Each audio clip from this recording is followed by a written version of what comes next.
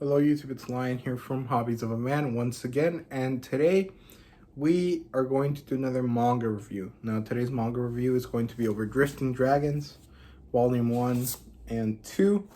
These are written by Taku Kawabara, and these are released by Kodansha. The demographic is seinen, and the genres are adventure, fantasy, and cooking. So this is a foodie slash gourmet manga.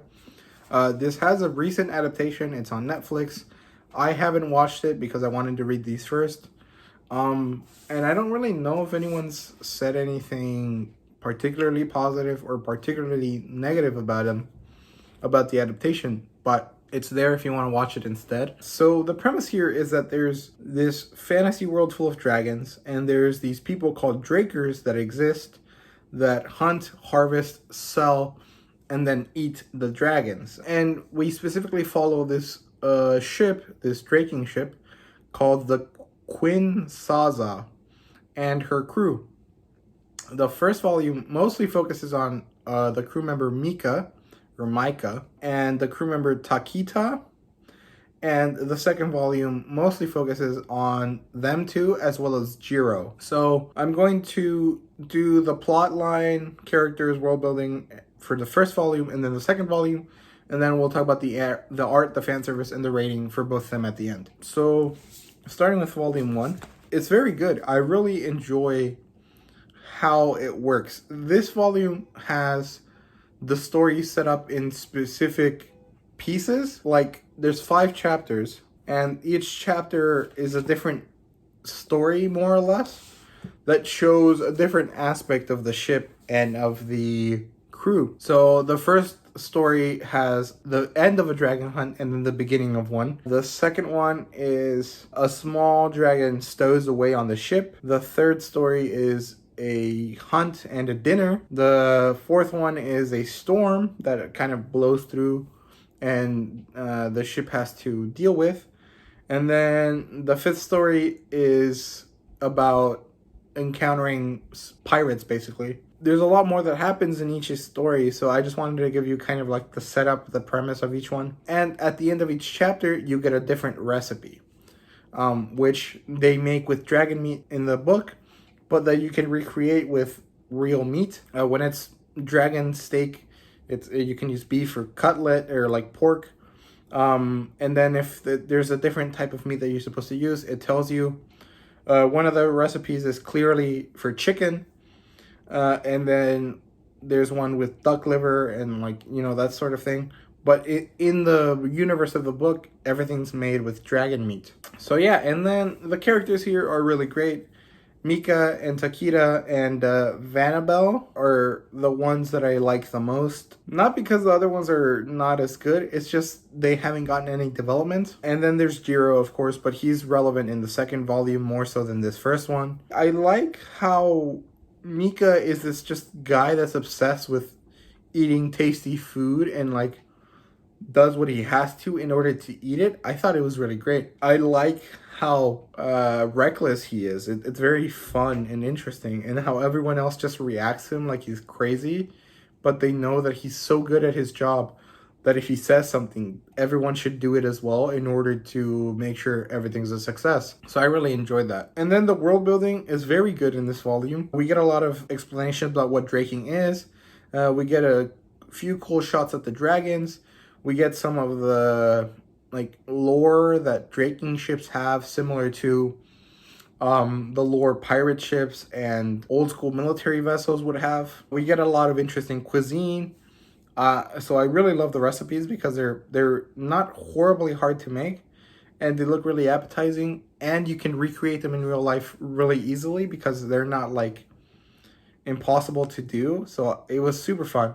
And then I liked a lot of the weapons that they use. It's not anything crazy, but it's rather ingenious for the level of technology that they kind of have. But yeah, it's really fun. I really enjoyed myself. Now, for volume 2, this one, the plotline here is also really good. It's time for them to go to port. They have to go to this special draking town. A bunch of ships land there. There's a lot of culture around it and stuff. And they come in right before a festival happens. And they're really excited about it, but then stuff goes awry.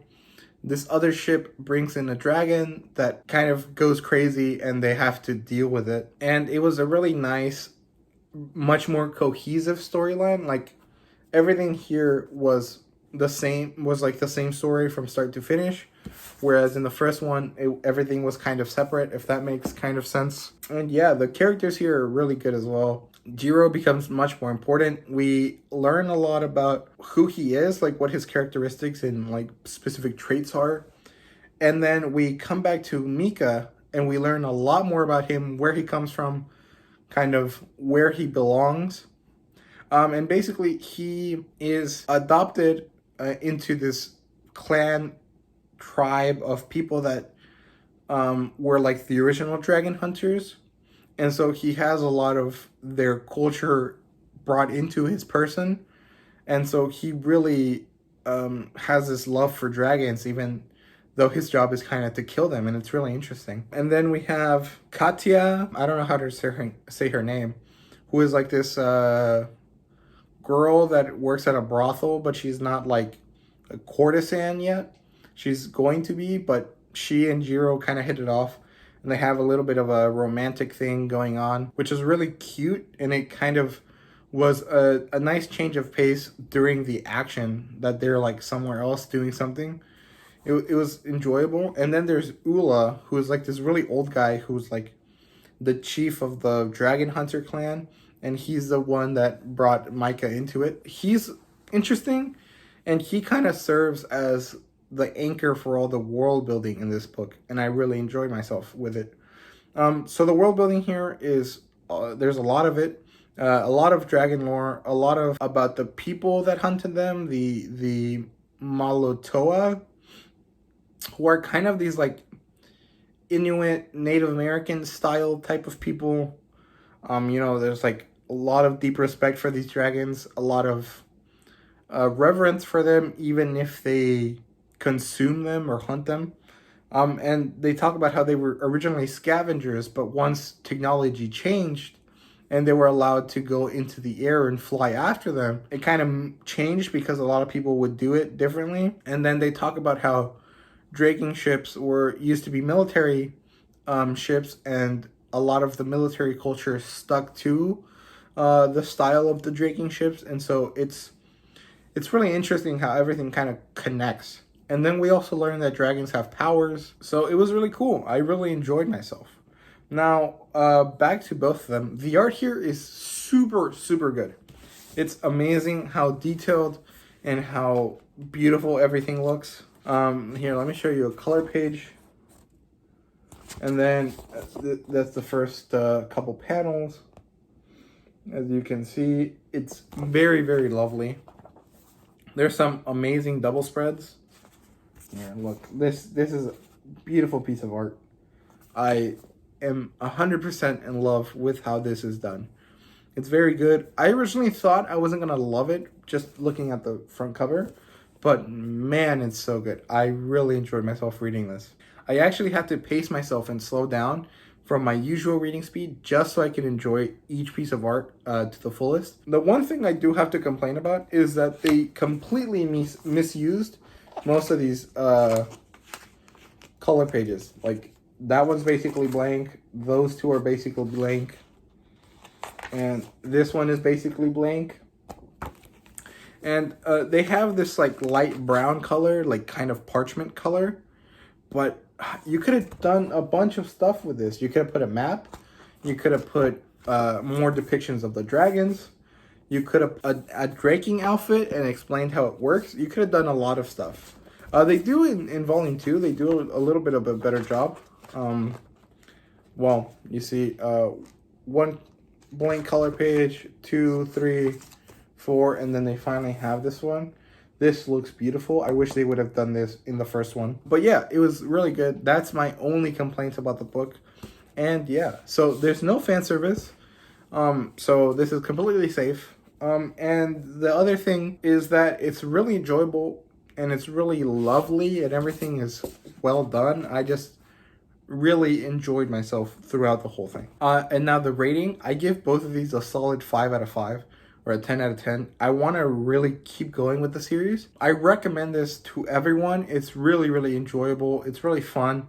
It's seinen, but it's not necessarily dark or gory yet.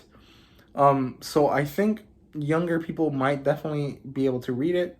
So yeah. Now I can't really think of any similar titles purely in manga.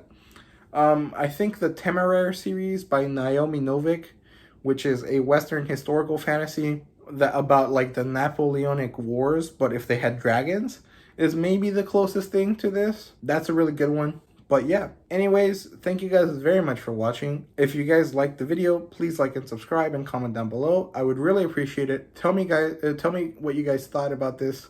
And let me know if there's anything similar to it that I can read, like manga wise. And yeah, thank you guys very much for watching. See you guys later.